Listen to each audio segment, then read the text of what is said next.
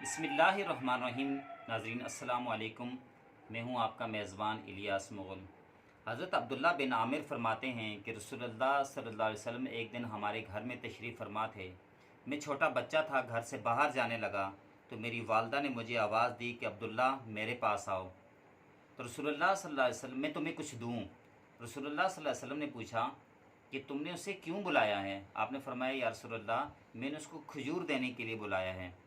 आप सल्लल्लाहु अलैहि वसल्लम ने फरमाया कि अगर तुम उसे बुलाती और उसे कुछ न देती तो तुम्हारे नामा अमाल में एक झूठ लिख दिया जाता। कभी ऐसा होता है ना, हम बच्चों को बुलाते हैं कि ज़रा तुम्हें कुछ चीज़ दूँ, धोखे से बुलाते हैं उसको।